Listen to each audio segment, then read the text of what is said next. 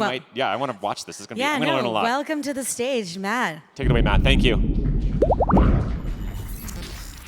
All right, thank you. Okay, so this is going to be a bit of a nerdy talk, and I hope this is a nerdy audience and you don't mind that too much. Before I get started, let me introduce myself. I'll tell you who I am. I'm a professor. I'm a professor at Johns Hopkins. I've been working in this area for many years, for at least a decade. I mostly work on applied cryptography, which covers a lot of different areas. I write a blog, and you should please read it. It's called it's blog.cryptographyengineering.com. I also co-founded a cryptocurrency back in the days when there weren't very many cryptocurrencies, and that was called Zcash. I'm currently working on a couple of other projects or advising a couple of other projects that also work on privacy. So I've kind of been in this area for a while, and it's kind of my favorite research area because I think the most interesting things in crypto are happening right here. So the panel that's going to come up after me is called How ZK Tech Can Fix the Internet's Original Sin. So let me tell you what that actually is. Actually, I want to talk about that quickly. What is the internet's original sin, and why do we think cryptocurrency is going to do any better than the internet did, especially if the internet is kind of broken from the start? I mean, cryptocurrency lives on top of the internet. So I want to take us back, and I actually wasn't able to find charts that go back more than 10 years, but I want to take us way back to 2014. And this is a chart that shows you the percentage of web page loads in Firefox that were encrypted. And we like to believe that we've solved all the problems of security on the internet, but this is 10 years ago, and things are kind of a disaster. We're at about 30% of internet connections are encrypted. That includes your bank, that includes everything you do. Today, I'd like to believe we're at about 100%. We're about 99 to 98%, and that's because over the last 10 years, a lot of people decided that this particular situation wasn't acceptable. And there were a few reasons we made the decision to change the direction we were going in. And this person, who actually made his revelations back in 2013, was one of them. What we learned is that while we were fooling around on the internet, we were building all kinds of protocols and building websites and doing this, the NSA was basically scooping up huge amounts of data. This data was valuable to someone. It was under attack, and because that data was so valuable, corporations realized that it wasn't that hard to encrypt it. So we got to 100%, partly because of that revelation. And just to continue the analogy to cryptocurrency today, we also had kind of our own regulators back then, right? This is James Comey. James Comey was the head of the FBI at the time, and his big thing was this project that he called Going Dark.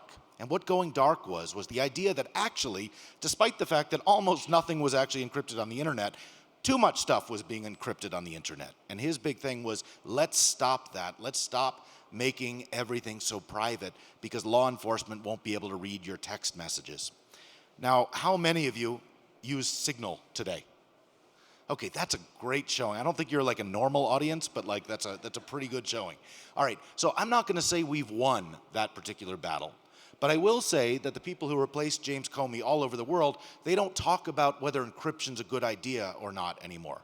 They talk about how they can make encryption that's a little bit safer against child abusers and people distributing illicit materials. So there's been a sea change in that battle, at least at some philosophical conceptual level, has been won, and it's not really clear why it was won, but we came through the other side and we made a big change.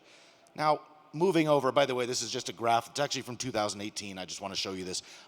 There are a bunch of blue circles on these. These are messaging companies that have encryption built in.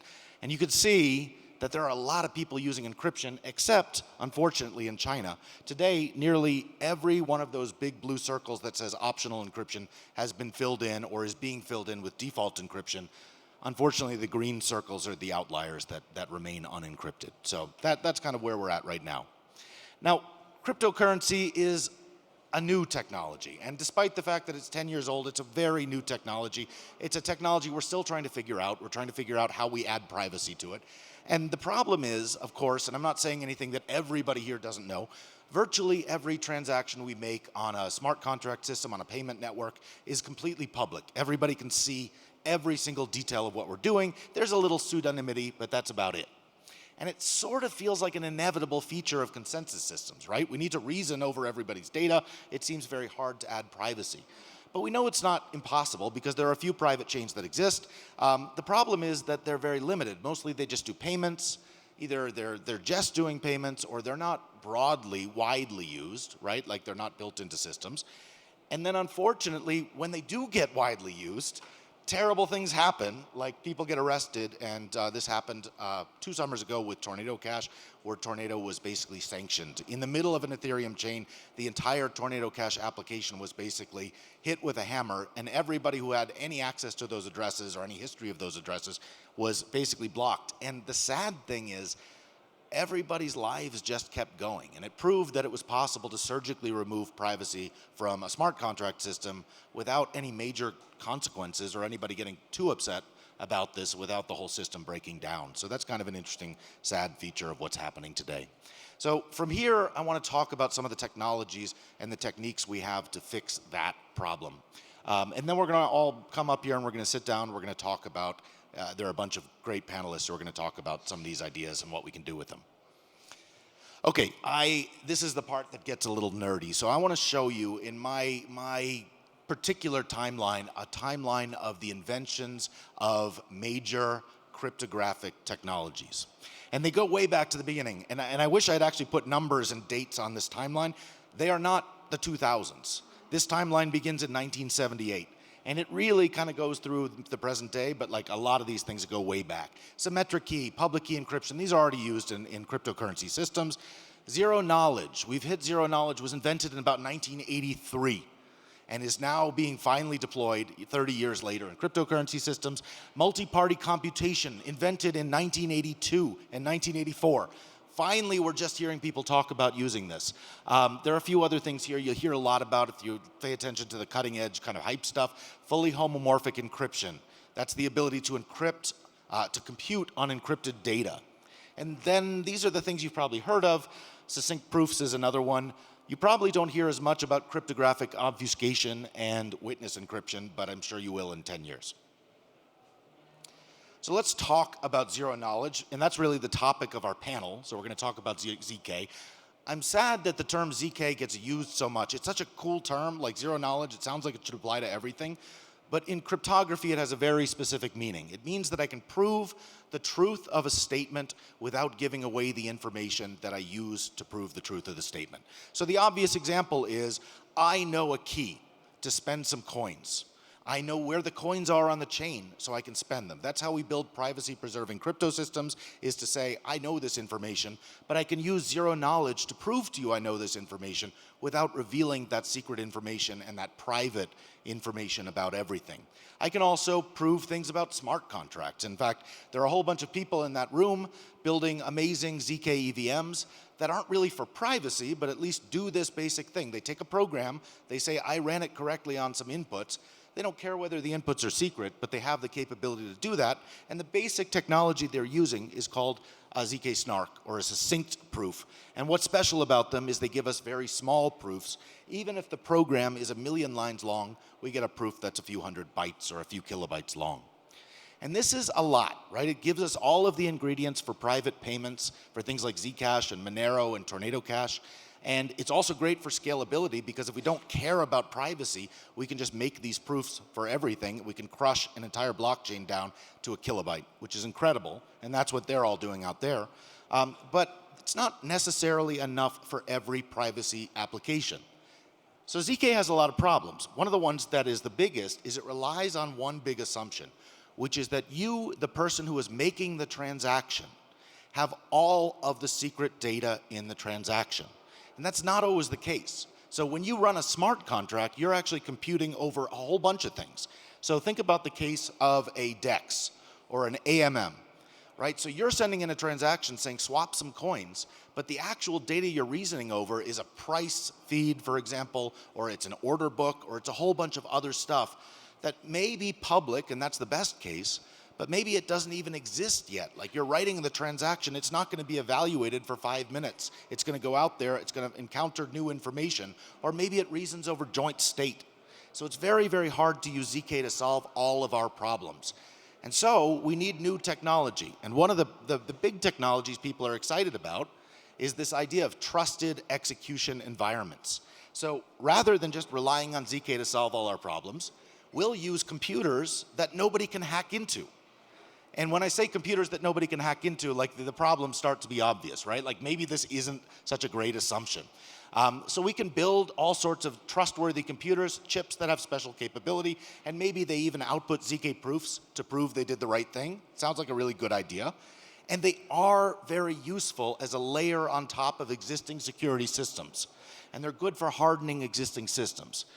What's not so great about these systems is that when you implement them in a way where compromising, hacking into any trusted execution environment compromises the integrity of the entire system, the system becomes very fragile. And so this is not great. And so there are a few examples. The Secret Network was doing this. They were basically letting volunteers supply their own TEEs to run calculations for the whole network. If one volunteer hacks into their TEE or simulates it, the entire network can be fooled. You can get inflation, you can get all sorts of terrible things. So this is not necessarily the best solution. And I also know these two guys, they're colleagues of mine, and they basically break every TEE system every year, and that's kind of their job, so it makes me trust them less. The next technology we run into is called multi-party computation. How many people have heard the term multi-party computation? Sure, and you think it means making signatures, right? Like really secure signatures, and that is an application of it. But actually, multi-party computation lets us compute anything. We can compute any computation you want to do among a whole bunch of people without revealing to the other people our secret inputs. So this is perfect for a blockchain, right? We all have secret inputs, we run the blockchain, and we're done. The problem is, the result of this is that to make this work, everybody has to talk to each other, and they have to talk to each other a lot. It's not send one message and go, it's go back and forth a million times. And that's just not how blockchains work. People don't stay online with their secret information. So maybe we can outsource that to validators and they can run the MPC for us. And there are people looking at this, trying to do it, but there are huge research problems in how you keep that state, the secret information, alive as validators come and go. So there's a lot of work to do there, and people are thinking about how we could do that. The last technology, and I don't want to go over here, that you're hearing a lot about right now is called fully homomorphic encryption, or FHE. FHE basically lets you take encrypted data. You encrypt your input. You want to send it to a smart contract and have it be calculated on, but nobody can see it. It's fully encrypted. And then the smart contract, instead of decrypting it and calculating it, will actually take the encrypted data and maul it and like mess with it to cause computation to happen within the ciphertext. It's a brilliant, beautiful idea. People spent decades figuring out how to do it. The problem is when you finish that mauling, you get a result, but it's still inside the ciphertext. Does anyone know how you get it open? How do you get that result out? Well, the answer is right now, maybe we use multi-party computation to do that. So we have a bunch of servers who have just the secret key for the ciphertext. All the computation happens using FHE, but this last phase where we decrypt the result happens where a bunch of validators with a secret key will all work together to decrypt. It's not a terrible idea. I don't know if you remember this. When I was a kid, there was this book about this king who had a problem where mice were eating his cheese, so he got cats, and then the cats became a problem, so he got dogs. And so this whole thing kind of feels very self-referential, where we introduce one technology, but to make it work, we have to introduce another. So it's not great. I hope I'm not going over. The last technology I want to talk about, because someday we're going to figure out how to do this, is called cryptographic obfuscation. And I'm only telling you this not because we can do it today, but because this is the technology we want. This lets us take any program we want, any smart contract, we can turn it into an encrypted program. I can send it to a blockchain. The blockchain could run that program. And then at the end, instead of an encrypted output, I get the actual output. And it's an amazing technology. The problem is today, the best we know how to do with cryptographic obfuscation is at best build programs that are, if I have a very tiny program that are gigabytes in size and take years or hours at least to run. So this is a technology that we may make huge progress in someday, but we're just not there. But this is what we want, and someday we'll build it maybe out of all these existing tools. So this is kind of where I'm going to let off. So we have all of these technologies. I'm not talking about the problems we're trying to solve, but in the next panel, which is about to come up here, and I think you should all probably come up here, we are going to talk about some of the applications for these privacy technologies and why we all need them. So thank you.